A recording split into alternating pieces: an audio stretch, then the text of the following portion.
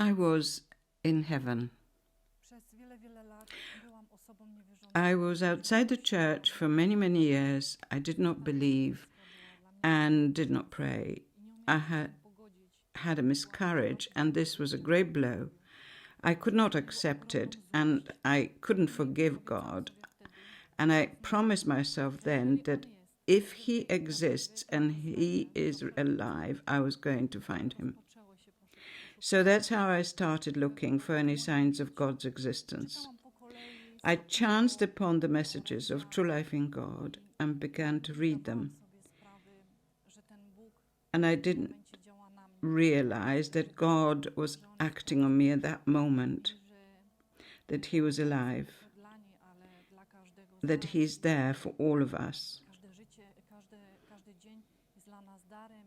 Every day is a grace for us, is a gift for us.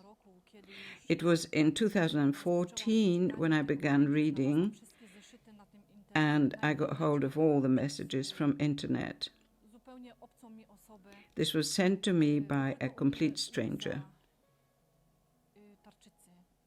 At that time, I was told that I had a lump on my thyroid and would need an operation. By then, I started to attend church and partook in the sacraments, but I did not yet have a close relationship with God. I did not know much about him. I was terrified of this operation. In the pre-op room, there were a number of people, and we started joking where we wished to travel when under sedation. One lady said she wanted to see to Hawaii. Someone mentioned other places. I said I wanted to go to heaven. And God gave me the vision of heaven. I found myself in a place without walls. All was bright. I was very surprised to be there. Suddenly I saw my long-dead grandmother. I began to talk to her. I talked to her. She looked beautiful, young and dressed all in white with blonde hair. She was standing there about 5 feet away from me. She was asking me about the family. I told her about my children. I felt wonderful to be there and talk with her this way. I noticed that there was another person near her, but this person was all black. I thought it was my grandfather, but I don't know. God did not give me the grace to know who it was.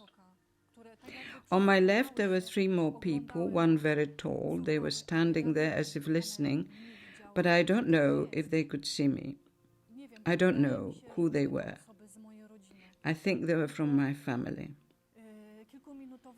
After a few minutes of my conversation with my grandmother, the vision seemed to stop. And I saw a great light behind my grandmother, as if the sun, but even more intense. The rays were illuminating me. God is so stupendous, so enormous, and we do not realize this, not of his great love either. He's most powerful. And what great love he has for us, that he is a father. Before my conversion, I looked at him as if he was just like me. I was threatening him, told him I would find him, and how could he allow this miscarriage to happen?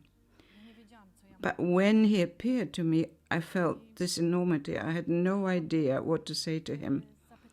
And he, the Lord God, asked me how I conducted my life. And suddenly, I was facing the truth about my life, about me. He began to enumerate my sins, and I began to understand who I am. There was not an ounce of falsity in this. I was facing the truth, and there was nothing I could quote for my defense. This light was going right through me. It was so enormous. I was covering my face with my hands as the light was blinding me. I also knew I could not run away from the truth of who I am, from the truth. God was just telling me, piercing truth, who I am and what my soul gained from all those years on earth. This was most painful. I absolutely knew that it was the truth. And I have done it. Yes, it was totally true, and it was me. My whole soul was in pain, the whole of it, not some parts. It's not the end. I wanted to explain now that I had been praying to Virgin Mary, asking her to intercede in front of God so that He would give me my lost child back. I didn't see her, but I heard her voice. Just in this enormous light, I felt her. She's there. She lives.